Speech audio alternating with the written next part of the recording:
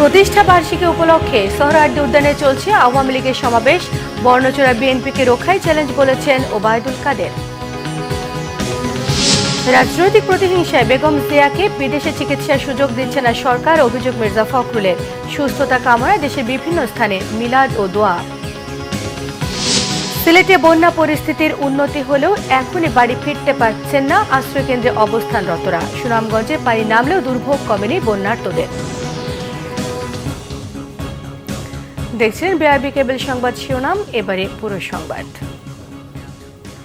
আওয়ামী লীগের ৭৫তম প্রতিষ্ঠা বার্ষিকী উপলক্ষে রাজধানীর সোহরাওয়ার্দী উদ্যানে চলছে সমাবেশ।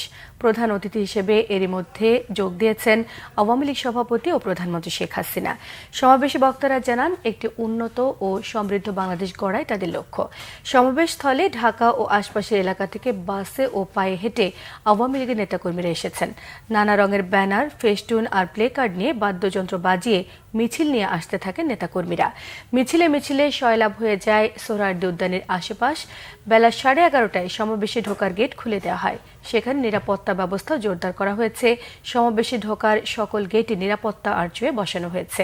মোতায়েন করা হয়েছে অতিরিক্ত পুলিশ। সেখানে আসা আওয়ামী লীগ নেতাকর্মীদের মধ্যে ব্যাপক উৎসাহ উদ্দীপনা দেখা যায়। প্রতিষ্ঠা বার্ষিকীতে বড় জমায়েত করে রাজপথে শক্তি আরেকবার জানান দিচ্ছে টানা 4 মেয়াদে ক্ষমতায় থাকা আওয়ামী লীগ। আওয়ামী লীগের ৭৫তম প্রতিষ্ঠা বার্ষিকীতে বঙ্গবন্ধু প্রতিকৃতিতে শ্রদ্ধা জানান প্রধানমন্ত্রী শেখ হাসিনা। সাম্প্রদায়িক শক্তিকে প্রতিহতের প্রত্যয় ব্যক্ত করেছে আওয়ামী লীগ। সকাল 7টায় ধানমন্ডি ৩২-এ বঙ্গবন্ধু প্রতিকৃতিতে ফুল দিয়ে শ্রদ্ধা জানান প্রধানমন্ত্রী। পরে আওয়ামী লীগ সভাপতি হিসেবে দলের শীর্ষ নেতাদের সঙ্গে নিয়ে আবারও শ্রদ্ধা জানান প্রধানমন্ত্রী। এ সময় দলের সাধারণ সম্পাদক ওবায়দুল কাদের সাংবাদিকদের জানান, বর্ণচোরা বিএনপি নেতৃত্বাধীন সাম্প্রদায়িক শক্তিকে প্রতিহত করা আওয়ামী লীগের আগামী দিনের চ্যালেঞ্জ। তার অভিযোগ, বিএনপি মুক্তিযুদ্ধ নামে ভাওতাবাজি করে। সাম্প্রদায়িক ও জঙ্গিবাদী শত্রুকে প্রতিহত করা আওয়ামী লীগের জন্মদিনের অঙ্গীকার বলে মন্তব্য করেছেন ওবায়দুল কাদের। দেশের বিভিন্ন জায়গায় নানা আয়োজনের মধ্য দিয়ে উদযাপিত হচ্ছে দেশের প্রাচীন রাজনৈতিক দল আওয়ামী লীগের ৭৫তম প্রতিষ্ঠা বার্ষিকী।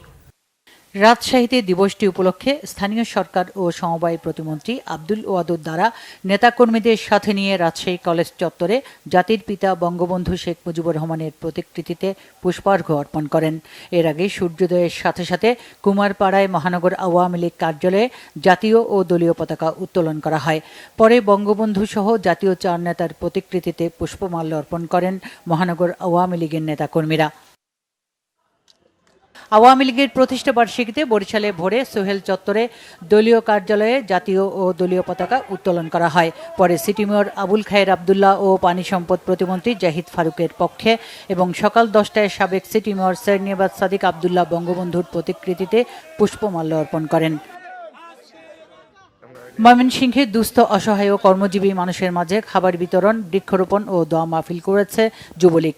এদিকে মহানগর যুবলীগ নেতা আশরাফ আলীর নেতৃত্বে নগরীর কাশরে একটি মাদ্রাসা চত্বরে শতাধিক বৃক্ষরোপণ, দোয়া মাহফিল ও এতিমদের মাঝে খাবার বিতরণ করা হয়। ব্রাহ্মণবাড়িয়ার নাসিরনগর উপজেলায় বর্ণাঢ্য শোভাযাত্রা, বৃক্ষরোপণ, বঙ্গবন্ধুর প্রতিকৃতিতে পুষ্পার্ঘ্য অর্পণ ও কেক কেটে আওয়ামী লীগের ৭৫তম প্রতিষ্ঠা বার্ষিকী উদযাপন হয়েছে। অনুষ্ঠানে উপস্থিত ছিলেন ব্রাহ্মণবাড়িয়া 1 আসনের সংসদ সদস্য, সরকারি হিসাব সম্পর্কিত স্থায়ী কমিটি ও খাদ্য মন্ত্রণালয়ের সংসদীয় স্থায়ী কমিটির সদস্য সৈয়দ একে ইকরামুজ্জামান।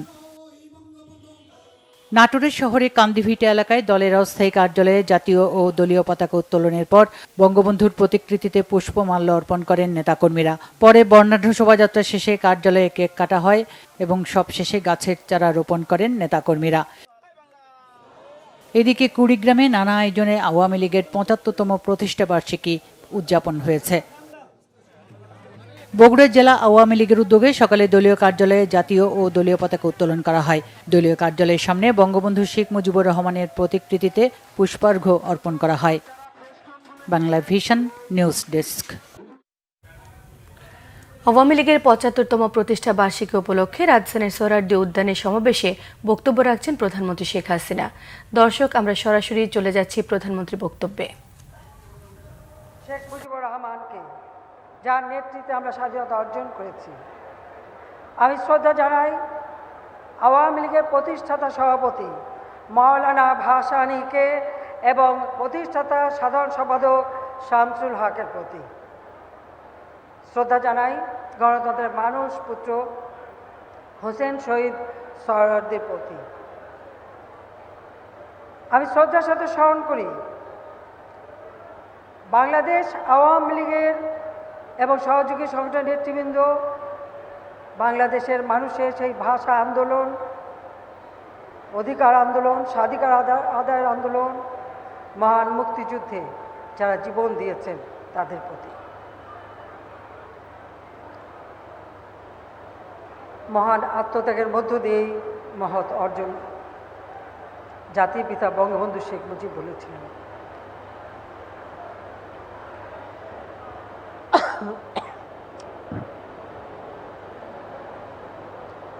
তার নেতৃত্বে আমরা স্বাধীনতা পেয়েছি, কিন্তু আওয়ামী লীগ তার প্রতিষ্ঠা লগ্ন থেকে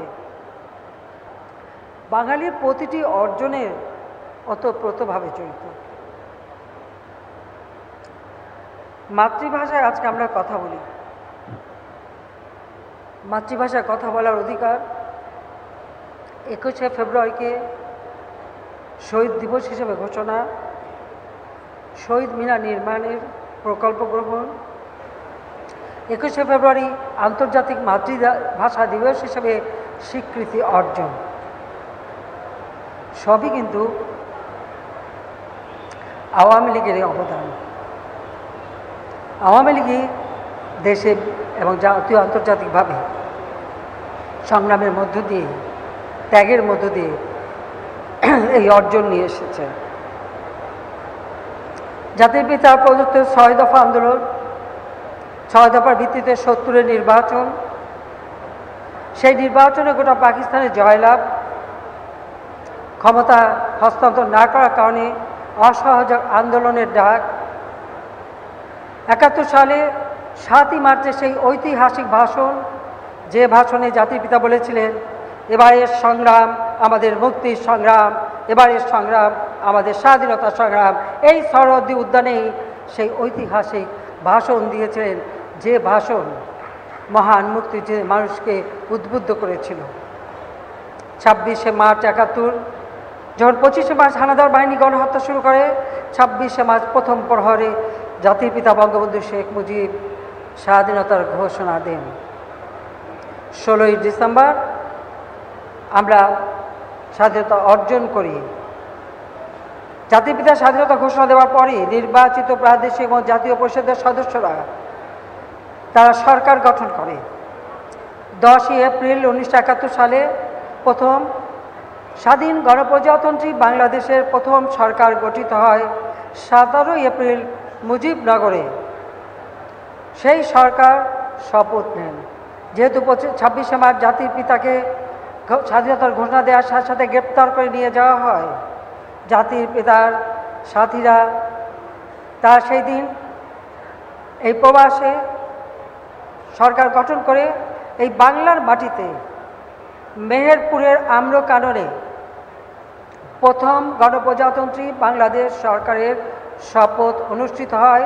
জাতির পিতা বঙ্গবন্ধু শেখ মুজিব, রাষ্ট্রপতি সৈয়দ নজরুল ইসলাম উপরাষ্ট্রপতি, তাজউদ্দিন আহমেদ প্রধানমন্ত্রী সহ মন্ত্রী পরিষদ গঠিত হয়। বঙ্গবন্ধু শেখ মুজিবের বর্তমানে সৈয়দ নজরুল ইসলামের নেতৃত্বে তিনি অস্থায়ী রাষ্ট্রপতি হিসেবে দায়িত্ব পালন করেন।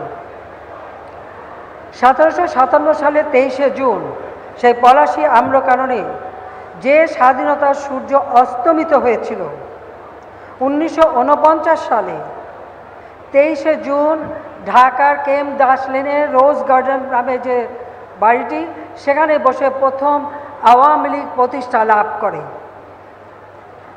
আর এই আওয়ামী লীগের নেতৃত্বেই এই বাংলাদেশ স্বাধীনতা অর্জন করেছে সেই মেহেরপুরের আম্রকাননে। ওই যেখানে চক্রান্ত হয় সেই কুটিবাড়ি কিন্তু ওখান থেকে বেশি দূরে নয়। আওয়ামী লীগের প্রতিটি পদক্ষেপের ফলে আজ বাংলাদেশ এগিয়ে যাচ্ছে।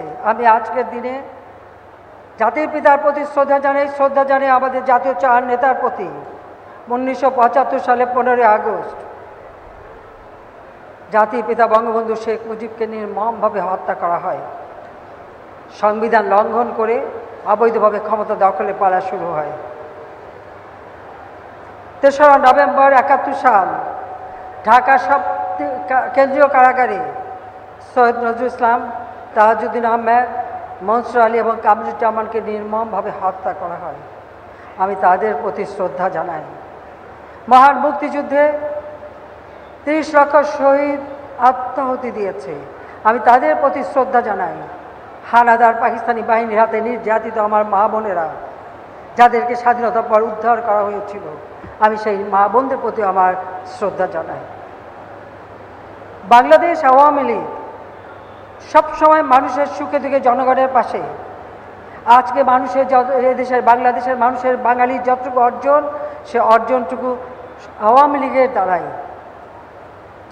কিন্তু বারবার এই দলের উপর আঘাত এসেছে, বারবার এই দলকে খণ্ড বিখণ্ড করা হয়েছে, বারবার এই দলের নিশ্চিহ্ন করবার চেষ্টা করা হয়েছে। সেই আইয়ুব খানের ১২৫৮ সালে যখন শুরু, তখন থেকে নিয়ে শুরু করে বারবার এইভাবে আঘাত এসেছে। কিন্তু আওয়ামী লীগ গণমানুষের সংগঠন, আওয়ামী লীগ জনগণের অধিকার আদায়ের সংগঠন, আওয়ামী লীগ জনগণের আর্থসামাজিক উন্নতি করার সংগঠন। কাজে বারবার আঘাত এসেও এই সংগঠনকে কোনো ক্ষতি করতে পারে নাই। ফিনিক্স পাখির মতো যেমন সেই পুড়িয়ে ফেলার পরেও ভস্ম থেকে জেগে ওঠে, এই আওয়ামী লীগ ঠিক সেইভাবেই জেগে উঠেছে। খুব বেশি দিনের কথা না, ২০০৭ সালেও চেষ্টা করা হয়েছিল আওয়ামী লীগ নিশ্চিহ্ন করে দিয়ে নতুন কিংস পার্টি গড়ে তুলবে, সেটাও সফল করতে পারেনি। তার কারণ আওয়ামী লীগের মূল শক্তি হচ্ছে বাংলাদেশের জনগণ, সাধারণ জনগণ, তৃণমূলের মানুষ, আওয়ামী লীগের অগণিত নেতা কর্মী, মুজিব আদর্শের সৈনিক। এই সৈনিকরা কখনো পরাভব মানে না, মাথা নত করে না। হয়তো কখনো কখনো কোনো নেতারা ভুল করেছেন, কেউ মনে করেছেন আওয়ামী লীগে থাকতে তারাই বড় নেতা, দলের থেকে নিজেকে বড় মনে করে কেউ দল ছেড়ে গিয়ে অন্য দল করেছেন, কেউ দল ছেড়ে চলে গিয়েছেন, কিন্তু তারা ভুল করেছেন। কেন? আপনারা দেখেন আকাশে মিটিমিটি তারা জ্বলে, তারা আলোকিত হয় কার দ্বারা? সূর্যের আলোতে আলোকিত হয়। যে সকল নেতারা ভুল করেছিলেন, তারা ভুলে গিয়েছিলেন, তারা আলোকিত এই আওয়ামী লীগের নেতৃত্বে ছিলেন বলেই এখান থেকে চলে যাবার পর ওই তারা আর জ্বলে নাই, তারা আস্তে আস্তে নিবু কেউ কিছু মিটেই গেছে। কেউ ভুল বুঝে হয়তো ফেরত এসেছে, আমরা নিয়েছি। আবার কেউ এখনও বিভিন্নভাবে আওয়ামী লীগ সরকার পতন, ধ্বংস, নানা জল্পনা কল্পনা করে যাচ্ছে। কিন্তু আওয়ামী লীগ প্রতিষ্ঠা লাভ করেছেই তো বাংলার মানুষের ভাগ্য পরিবর্তনের জন্য, যা আমরা প্রমাণ করেছি। ৭৫ 15 আগস্টের পর বারবার ক্ষমতা বদল হয়েছে, কিন্তু প্রত্যেক ক্ষমতা বদল হয়েছে হয় অস্ত্রের মাধ্যমে, ষড়যন্ত্রের মাধ্যমে। জনগণের গণতান্ত্রিক অধিকার ছিল না, জনগণের খাদ্য, বাসস্থান, আহার, বাসস্থান, চিকিৎসা, শিক্ষা কোনো ভাগ্যই পরিবর্তন করতে তারা পারেনি। নিজেদের বিলাসিতা, অর্থ সম্পদ বানানো, অর্থ পাচার, দুর্নীতি, সন্ত্রাস, জঙ্গিবাদ, খুন খারাপি, অস্ত্রের ঝঞ্ঝানি, শিক্ষা প্রতিষ্ঠানে অস্ত্রের ঝঞ্ঝানি, এটাই ছিল তাদের কাজ। ওই অস্ত্র দিয়ে, অর্থ দিয়ে, মেধাবীদের, ছাত্রদের বিপদে নিয়ে ওখানেই তারা ক্ষমতার ভিত্তি তৈরি করতে চেয়েছিল, কিন্তু ব্যর্থ হয়েছে তারা ভুলে গেছে জনগণের শক্তি অপরিসীম শক্তি। আর আওয়ামী লীগ জনগণের শক্তিতেই বিশ্বাস করে। আর তাই ৯৬ সালে সরকার এসে আমরা অনেক দূর এগিয়েছিলাম, কাজ করেছি। বাংলাদেশের মানুষ প্রথম উপলব্ধি করতে পেরেছিল একটি দলের কাজ হচ্ছে জনগণের সেবা করা। ঠিক স্বাধীনতার পর যখন আমার বাবা জাতির পিতা বঙ্গবন্ধু শেখ মুজিব তিনি ফিরে আসেন সেই পাকিস্তানি কারাগার থেকে, ৭২ সালে দায়িত্ব নেন, 10ই জানুয়ারি তিনি ফিরে এসেছিলেন। এই শরৎদি উদ্যানেই তিনি ভাষণ দিয়ে কিভাবে একটি স্বাধীন রাষ্ট্র গঠিত হবে, কিভাবে এই দেশ চলবে, সেই দিক নির্দেশনাও দিয়েছিলেন। এবং সেই মোতাবেক সময় পেয়েছিলেন মাত্র 3 বছর 7 মাস। যুদ্ধ বিধ্বস্ত দেশ, শোষিত বঞ্চিত দরিদ্র মানুষের হাহাকার, ওই অবস্থায় দেশকে গড়ে তুলে তিনি স্বল্পোন্নত চেয়ে উন্নীত করেছিলেন। স্বল্পোন্নত দেশে মাত্র 3 বছরের মধ্যে উন্নীত করা পৃথিবীর ইতিহাসে কেউ করতে পেরেছে বলে আমি জানি না, কিন্তু বঙ্গবন্ধু শেখ মুজিব করতে পেরেছিলেন, কারণ এই সংগঠন ছিল সবসময় বঙ্গবন্ধুর পাশে। যুদ্ধের পর বাড়ি বাড়ি খাবার পৌঁছানো, রিলিফ পৌঁছানো, পায়ে হেঁটে, নৌকায় করে, এই আওয়ামী লীগের নেতৃবৃন্দই তারাই এই কাজ করেছে, তারাই পাশে দাঁড়িয়েছে গণমানুষের, যে কারণে এটা সম্ভব হয়েছিল। কিন্তু এরপর আমরা যদি দেখি 21 বছর ইতিহাস, পিছনে চলে যাওয়ার ইতিহাস, বঞ্চনার ইতিহাস, ক্ষুধার্ত নরনারী হাহাকার ইতিহাস, দুর্ভিক্ষের ইতিহাস, জঙ্গিবাদ সন্ত্রাসের ইতিহাস। 2008 সালের নির্বাচন, আওয়ামী লীগ এককভাবে 233টা আসন পেয়েছিল। বাংলাদেশের জনগণ আস্থা রেখেছিল আওয়ামী লীগের উপর। এরপর আর পিছনে ফিরতে হয়নি। এরপরে হচ্ছে বাঙালির এগিয়ে যাবার পালা। এবং আজকে 2024-এ দাঁড়িয়ে বলতে পারি যে আমরা যে ঘোষণা দিয়েছিলাম ডিজিটাল বাংলাদেশ করব, আমরা করেছি। দারিদ্র্যের হার কমিয়েছি। আমরা দেশের মানুষের ভাগ্য পরিবর্তনে যে কাজ করেছে, আজকের বাংলাদেশ বিশ্বে মর্যাদা পেয়েছে। আমি একটু বলতে চাই, যেখানে দারিদ্র্যের হার 2006 সালেও ছিল 41.51%, সেটা আমরা কমিয়ে এনেছি 18.7%-এ। যেখানে অতি দরিদ্রের হার 25.1% ছিল, তা আমরা নামিয়ে এনেছি 5.6%। ইনশাল্লাহ আর কোনো অতি দরিদ্র বলে বাংলাদেশে কেউ থাকবে না, সেই লক্ষ্য নিয়ে আমরা কাজ করে যাচ্ছি। মানুষের আয়ুষ্কাল মাত্র 2006 সালেই ছিল 59 বছর, আজকে তা 72.8, প্রায় 73 বছরে উন্নীত হয়েছে।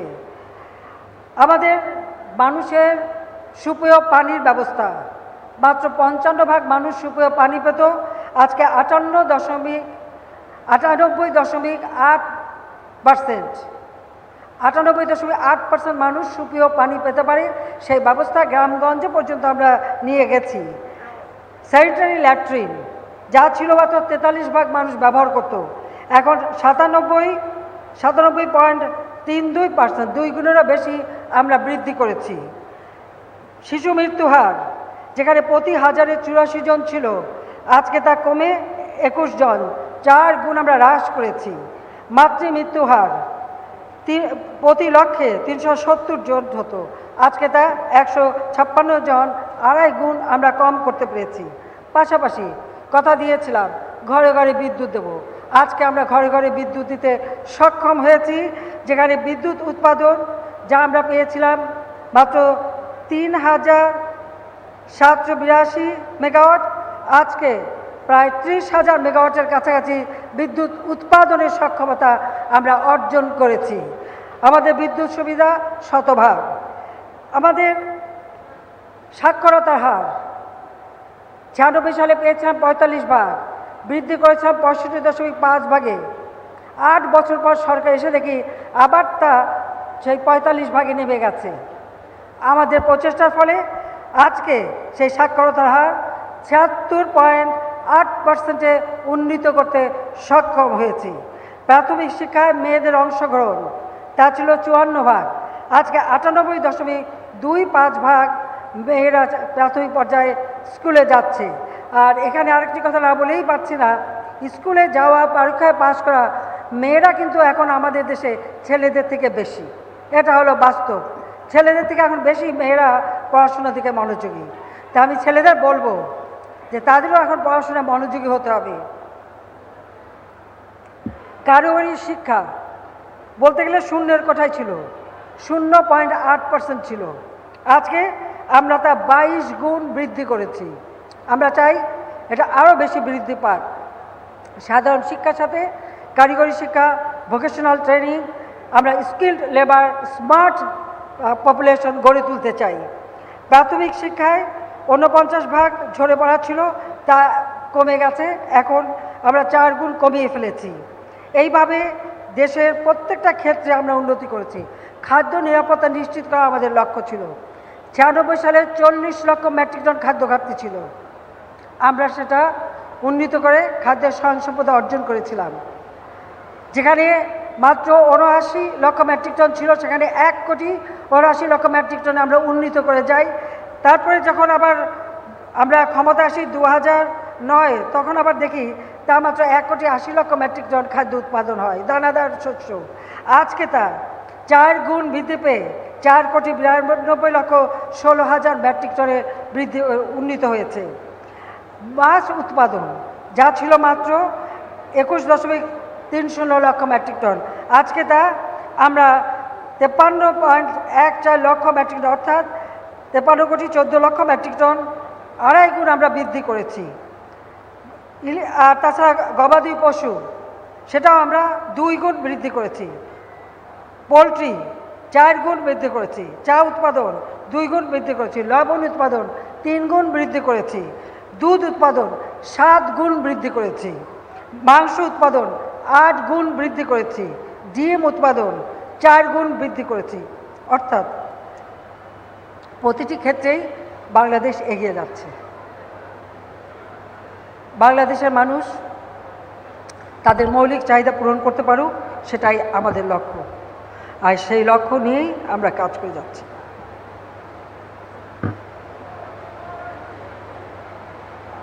75 15 আগস্ট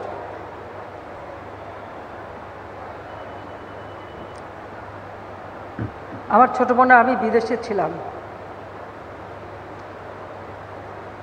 যেদিন শুনলাম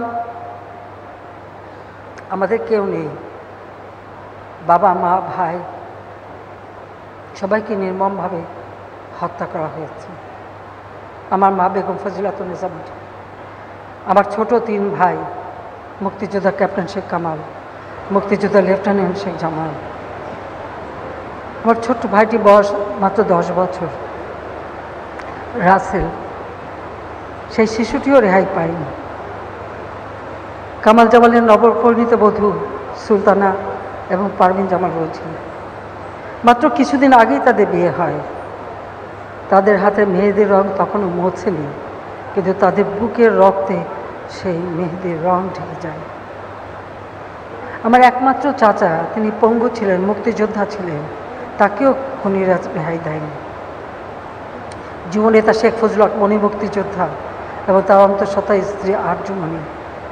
কৃষক নেতা আব্দুর রাফ সানিয়াবাদ, তার 13 বছর মেয়ে বেবি, 10 বছরের ছেলে আরিফ, 4 বছর নাতি সুকান্ত, তাদেরকেও নির্মমভাবে হত্যা করে গুলির আঘাতে। আমার ফুপু পঙ্গু ছিল, আমার 2 ফুফাতো বোন গুলিতে আহত ছিল, ফুফাতো ভাই গুলিতে আহত ছিল। আব্দুর রাফ সানিয়াবাদ তিনিও একজন মুক্তিযোদ্ধা সংগঠক ছিলেন। এইভাবে 15 আগস্ট সমস্ত আপন জনকে হারায়। আমরা জানুয়ারিতে তখন আমরা আশ্রয় পেয়েছিলাম ভারতে, দেশে আসতে পারিনি। তখন জিয়াউর রহমান ক্ষমতায় অবৈধভাবে এসে ক্ষমতা দখল করেছে, আমাদের আসতে দেবে না।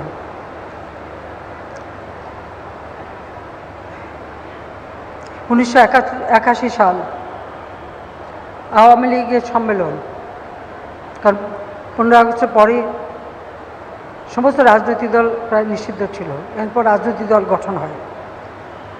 তখন আওয়ামী লীগের কনফারেন্সে আমার অবর্তমানে আমাকে সভাপতি নির্বাচিত করে। আমার ছেলে 10 বছরের, মেয়ে 8 বছরের, তাদেরকে মাতৃস্নেহ বঞ্চিত করে ফিরে আসি বাংলার মানুষের কাছে। আমার জীবনে কোনো চাওয়া পাওয়া ছিল না, আমার একটাই লক্ষ্য ছিল, যে জাতির জন্য আমার বাবা জীবন দিয়ে গেছেন, যে জাতিকে ভালোবেসেছেন, তিনি আমাদের থেকেও বেশি বছরের পর বছর কারাগারে অসুস্থ থেকেছেন, সেবা করার লোক নেই, ওই কারাগারে খাবার, এটা একবার না বারবার। এমনকি আগরতলা ষড়যন্ত্র মামলা দিয়েও 1968 সালে যখন ক্যান্টনমেন্টে বন্দি রাখে, আমরা তো জানতেই পাইনি 4-5 মাস যে কোথায় আছেন, বেঁচে আছেন কি না। 81 সালে যখন 71 সালে যখন গ্রেপ্তার করে নিয়ে যায় পাকিস্তানে, প্রচণ্ড শীত, প্রচণ্ড গরম, সেই জেলখানার মধ্যে কী অবস্থায় ছিলেন। আমার বাবা বঙ্গবন্ধু শেখ মুজিব কখনো তার নিজের কষ্টের কথা বলেননি। বারবার জিজ্ঞেস করেছি, শুধু একটা কথাই বলেছেন, তোরা শুনিস না, শুনলে সহ্য করতে পারবি না।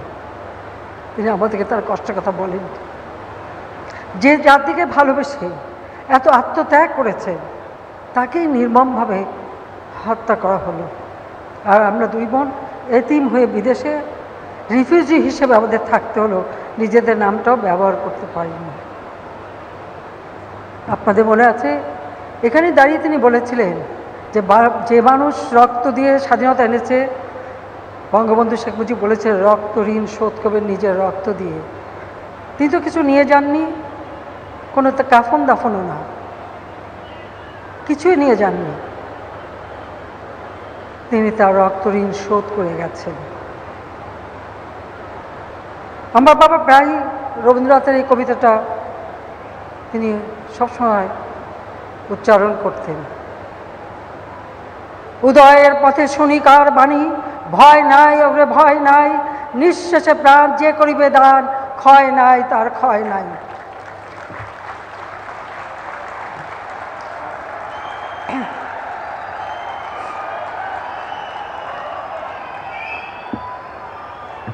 আমি এখন মাঝে মাঝে ভাবি, তিনি যে এই কথাটা উচ্চারণ করতেন, কত সত্য কথা। আজকে বঙ্গবন্ধু শেখ মুজিবকে হত্যা করেছে, কিন্তু তার আদর্শকে হত্যা করতে পারেনি। আর আমি বড় সন্তান হিসেবে পাশে থেকে জেনেছি তার স্বপ্ন, কিভাবে তিনি বাংলার মানুষের ভাগ্য পরিবর্তন করতে চান, প্রায় আমাদের কাছে গল্প করতেন। আর তাই সব স্নেহ মায়া মমতা ত্যাগ করে ফিরে এসেছিলাম এমন একটা দেশে যেখানে যুদ্ধ অপরাধীদের বিচার শুরু করেছিল আমার বাবা। সেই আইন বন্ধ করে দিয়ে সমস্ত অপরাধীদের মুক্ত করে রাজনীতি করার সুযোগ দেয় জিয়াউর রহমান। 15 আগস্টের খুনি, আত্মস্বীকৃত খুনি, তাদেরকে ইন্ডেমনিটি অর্ডিন্যান্স দিয়ে বিচারের হাত থেকে মুক্ত করে তাদের রাজনীতি করার সুযোগ, বিভিন্ন দূতাবাসে তার চাকরি দিয়ে তাদের পুরস্কৃত করা হয়।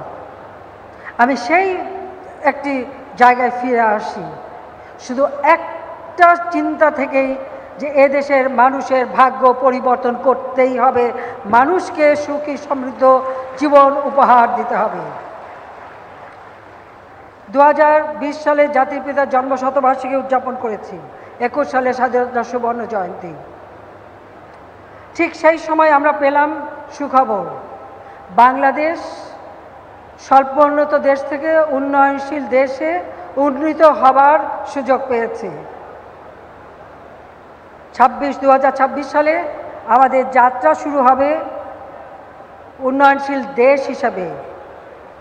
আমরা নিয়েছি তার প্রস্তুতি। পাশাপাশি 2008 নির্বাচনী ইস্তাহারে যে ঘোষণা দিয়েছিলাম দিন বদলের সনদ, আজ প্রকৃতভাবেই আমরা দিন বদল করেছি। আজকে আমাদের লক্ষ্য 21 থেকে 41, 2041 সালের বাংলাদেশকে করব আমরা স্মার্ট বাংলাদেশ। এই স্মার্ট বাংলাদেশ গড়ে তুলব। আর 2100 সালের ডেল্টা প্ল্যানও আমরা তৈরি করেছি।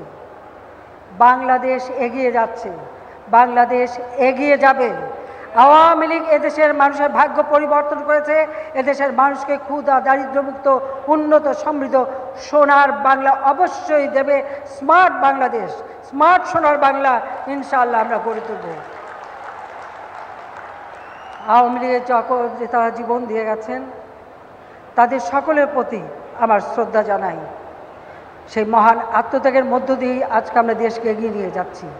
আমার একটাই আবেদন থাকবে আমাদের সংগঠনের প্রতিটি নেতাকর্মীর কাছে, সংগঠনকে সুসংগঠিত করতে হবে। যে কোনো একজন রাজনীতিবিদের জীবনে সংগঠনটা হচ্ছে সবচেয়ে শক্তিশালী।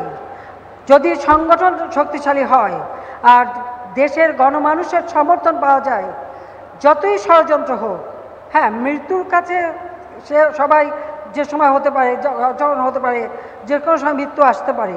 তার জন্য আমি কোনোদিনই ভীত না, কখনো ভয় পাইনি, পাবো না। কিন্তু যতক্ষণ শ্বাস ততক্ষণ আস, বাংলাদেশের মানুষের ভাগ্য পরিবর্তনে আমার বাবার যে চিন্তা চেতনা তা বাস্তবায়ন করে এদেশের মানুষকে একটা উন্নত জীবন দেব, এটাই আমাদের লক্ষ্য। আর সেই কারণেই প্রত্যেক নেতাকর্মীকে এই প্রতিষ্ঠাবার্ষিকীতে বলবো, আপনারা একবার চিন্তা করে দেখেন যে এই আওয়ামী লীগের নেতাকর্মীরা কত কষ্ট করেছে, বারবার আঘাত এসেছে, বারবার তারা সেই আঘাত পেয়েছে, পরিবারগুলি কষ্ট করেছে, কিন্তু এই সংগঠন ধরে রেখেছে। কাজেই যেমন সংগঠন করতে হবে, সেইভাবে জনগণের আস্থা বিশ্বাস, যেটা আমাদের মূল শক্তি, সেই আস্থা বিশ্বাসটা অর্জন করতে হবে। আর সেই আস্থা বিশ্বাস অর্জন করতে পেরেছি বলেই বারবার জনগণ আমাদের ভোট দিয়েছে। আর বারবার ক্ষমতায় সেই দীর্ঘ সময় বাংলাদেশের ইতিহাসে 2009 থেকে এই 24 পর্যন্ত গণতান্ত্রিক ধারা অব্যাহত আছে। আর গণতান্ত্রিক ধারা অব্যাহত আছে বলেই আজকে আর্থসামাজিকভাবে বাংলাদেশ এগিয়ে যাচ্ছে, বাংলাদেশের উন্নতি হচ্ছে। বাংলাদেশ আজকে বিশ্ব দরবারে উন্নয়নের রোল মডেল হিসেবে স্বীকৃতি পেয়েছে, বিশ্বে আজকে মাথা উঁচু করে চলার সুযোগ সৃষ্টি হয়েছে। কাজে এটাকে ধরে রেখেই আমাদের সামনের দিকে এগিয়ে যেতে হবে। সুকান্তের ভাষায় বলে যেতে চাই, যতক্ষণ দেহে আছে প্রাণ, প্রাণপণে সরাবো জঞ্জাল। যতক্ষণ দেহে আছে প্রাণ, প্রাণপণে দুহাতে সরাবো জঞ্জাল। এ বিশ্বকে এ শিশুর বাসযোগ্য করে যাব আমি, নবজাতকের কাছে এ আমার অঙ্গীকার। 2041, 2100 অনেক বয়স হয়েছে, ততদিন হয়তো বেঁচে থাকবো না, কিন্তু আজকে যারা নবীন, আজকের যে জনগণ, যারা আমার স্মার্ট বাংলাদেশের মূল সৈনিক হবে, আমরা স্মার্ট জনগোষ্ঠী গড়ে তুলব, স্মার্ট সরকার, স্মার্ট অর্থনীতি, স্মার্ট সোসাইটি গড়ে তুলে এই বাংলাদেশ বিশ্বে মাথা উঁচু করে এগিয়ে যাবে প্রতিষ্ঠা বার্ষিকী প্লাটিনাম জুবিলিতে। এইটাই আমাদের প্রতিজ্ঞা। সেই প্রতিজ্ঞা আপনারা আছেন? বলেন, হাত তুলে বলেন। সবাইকে আন্তরিক ধন্যবাদ। জয় বাংলা, জয় বঙ্গবন্ধু, বাংলাদেশ চিরজীবী হোক। খোদা হাফেজ। বিএনপি মহাসচিব মির্জা ফখরুল ইসলাম আলমগীর বলেছেন, শেখ হাসিনা ব্যক্তিগত রাজনৈতিক প্রতিহিংসায় হত্যার উদ্দেশ্যে এবং রাজনীতি থেকে সরিয়ে দিতেই বেগম খালেদা জিয়াকে বিদেশে চিকিৎসার সুযোগ দিচ্ছেন না। বিএনপি চেয়ারপারসনের দ্রুত রোগ মুক্তি কামনায় রোববার সকালে ঢাকায় নয়াপল্টন কেন্দ্রীয় কার্যালয়ে দোয়া এবং মোনাজাতের আয়োজন করা হয়। এতে দলের মহাসচিব মির্জা ফখরুল ইসলাম আলমগীর অভিযোগ করেন, সম্পূর্ণ মিথ্যে একটি মামলায় সাজা দিয়ে কারাগারে পাঠানো হয় বেগম জিয়াকে। সেখানে গিয়ে তিনি অসুস্থ হয়ে যান। তিনি বলেন, এদেশে তার এই জটিল রোগের চিকিৎসা না থাকায় তার চিকিৎসা বারবার বলার পরও তাকে বিদেশে চিকিৎসা নিতে দিচ্ছে না। তিনি দেশবাসীর কাছে বেগম খালেদা জিয়া রোগ মুক্তির জন্য দোয়া কামনা করেন।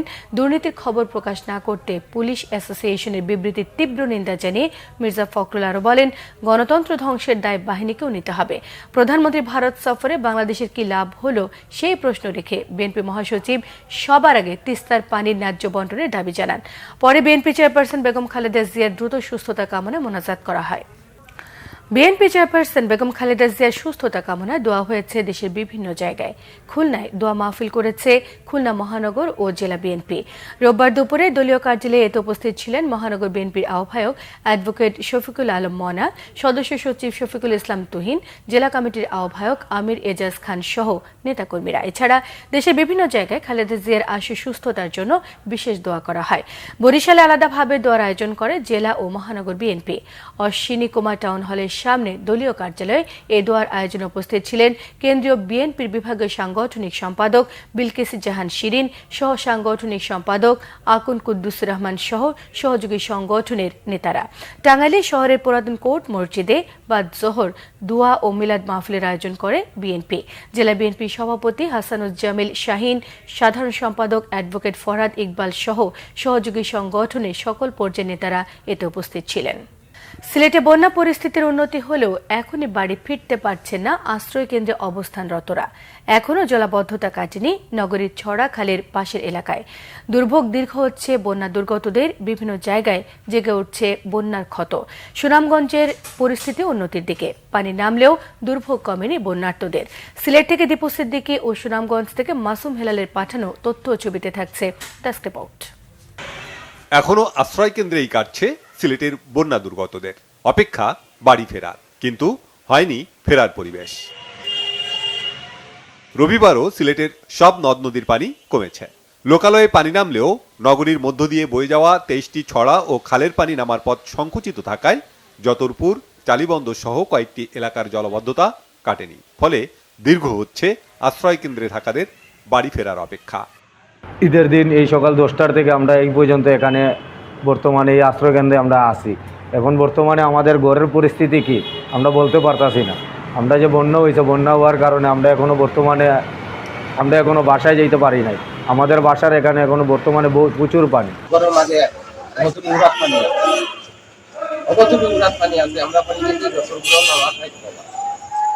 আর আমরা গরম মাল সাবান আর কিছু শেষ গরম হইতে গেলে তালটা গিয়ে এক হাত নিতে পানি আছে সব শেষ গরম লাগে।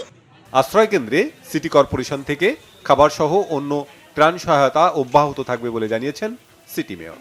যেখান থেকে উৎপত্তি হয়েছে সেখান থেকে সমস্ত চলা, উদ্ধার, খনন সহ আমরা সুরমা নদী নিয়ে যাই, সুরমা নদীর খনন। এবং খালি সিটি কর্পোরেশন এলাকা খনন করলে হবে না, এটাকে উৎপত্তি যেখান থেকে হয়েছে সব এলাকায় করতে হবে। বৃষ্টি না হওয়ায় সুনামগঞ্জেও উন্নতি হচ্ছে বন্যা পরিস্থিতির। সুরমা সহ সকল নদ নদী বিপদসীমার নিচে, তবে হাওরের পানি নামছে ধীরে। এখনো তলিয়ে আছে হাওর অঞ্চলের অনেক বসতভিটা ও গ্রামীণ সড়ক। আশ্রয় কেন্দ্রে রয়েছেন দুর্গতরা। বাচ্চা কাচ্চা ধরনের কষ্ট মশায় আছে, পানি আছে সাইডের দিকে পানি, আরো বিভিন্ন কত মানুষ অসহায় আছে, এরাও খুব কষ্টের মাঝে আছে। চতুর্দিকে পানি ঘিরা করে রাখছে, ঘরটি বাইরে আসা সম্ভব হচ্ছে না। ধীরে ধীরে পানি একটু কমতেছে। 22-এর মতো হয়েছে না, আল্লাহ রহম করছেন, আল্লাহ রহিমুর রহমান। তো এখন বন্যাটা একটু ধীরে ধীরে কমে রাখি, পানিটাও কমের। যারা এখন চাঙ্গারি বেঁধে কিছু মানুষ এখনো নিচের দিকে আছে আর কি। এদিকে জেলা শহরের বেশিরভাগ এলাকা থেকে পানি নেমে গেলেও দুর্ভোগ কমেনি সুলতানপুর, নতুন হাসননগর, আলিপাড়া, কালীপুর, হাজিপাড়া, নতুনপাড়া, শান্তিবাগ এলাকার মানুষের। Bangla vision news desk. দেশের বিভিন্ন জায়গার আরো কিছু খবর নিয়ে এখন থাকছে একটি ডেস্ক রিপোর্ট। বঙ্গবন্ধুর স্বপ্ন বাস্তবায়নের জনপ্রতিনিধিদের প্রান্তিক জনগোষ্ঠীর ভাগ্য উন্নয়নে কাজ করার আহ্বান জানিয়েছেন পার্বত্য চট্টগ্রাম বিষয়ক প্রতিমন্ত্রী কুজেন্দ্রলাল ত্রিপুরা। দুপুরে খাগড়াছড়ি সদর উপজেলা পরিষদের মাসিক সাধারণ সভায় তিনি একথা বলেন। স্বেচ্ছাসেবী একটি সংগঠনের ঈদ পুনর্মিলনী অনুষ্ঠান হয়েছে নরসিংদীর কাঠালিয়ায়। সকালে এই অনুষ্ঠান উপলক্ষে বৃক্ষরোপণ ও মাছের পোনা অবমুক্ত করা হয়। এ সময় উপস্থিত ছিলেন জেলা চেম্বার অব কমার্সের পরিচালক আলামিন রহমান। সাংবাদিকদের ঈদ পুনর্মিলনী অনুষ্ঠান হয়েছে কুড়িগ্রামে। জেলা মুক্তিযোদ্ধা কমপ্লেক্সে এর আয়োজন করা হয়। এ সময় উপস্থিত ছিলেন প্রেস ক্লাবের সাবেক সভাপতি অ্যাডভোকেট আহসান হাবিব নীলু সহ অন্যরা। বিবেকানন্দ হাই স্কুল অ্যান্ড কলেজের ফুটবল চ্যাম্পিয়নশিপের উদ্বোধন হয়েছে টাঙ্গাইলে। সকালে স্টেডিয়ামে এর উদ্বোধন করেন জেলা প্রশাসক মোহাম্মদ কাইসারুল ইসলাম। এ সময় তার সাথে উপস্থিত ছিলেন উপজেলা chairman Tofazzal Hossain Khan. Bangla vision news desk. সংবাদ শেষ করব বিআরবি কেবল শিরোনামগুলো আরো একবার জানিয়ে দিয়ে। প্রতিষ্ঠা বার্ষিকী উপলক্ষে সোহরাওয়ার্দী উদ্যানে চলছে আওয়ামী লীগের সমাবেশ। বর্ণচোরা বিএনপিকে রক্ষায় চ্যালেঞ্জ বলেছেন ওবায়দুল কাদের। রাজনৈতিক প্রতিহিংসায় বেগম জিয়াকে বিদেশে চিকিৎসায় সুযোগ দিচ্ছেন না সরকার, অভিযোগ মির্জা ফখরুলের। সুস্থতা কামনায় দেশের বিভিন্ন জায়গায় মিলাদ ও দোয়া। সিলেটে বন্যা পরিস্থিতির উন্নতি হলেও এখনই বাড়ি ফিরতে পারছে না আশ্রয় কেন্দ্রে অবস্থানরতরা। সুনামগঞ্জে পানি নামলেও দুর্ভোগ কমেনি বন্যার্তদের। এই ছিল এখনকার মতো। পরের সংবাদ সন্ধ্যে 7:30টায় দেখার আমন্ত্রণ রইল। এছাড়া বাংলা ভিশন সংবাদ ও সংবাদ সংশ্লিষ্ট অনুষ্ঠান দেখতে ভিজিট করুন www.bbnews24.com, facebook.com/banglavisionnews। সাবস্ক্রাইবও করতে পারেন youtube.com/banglavisionnews। সঙ্গে থাকায় সবাইকে ধন্যবাদ।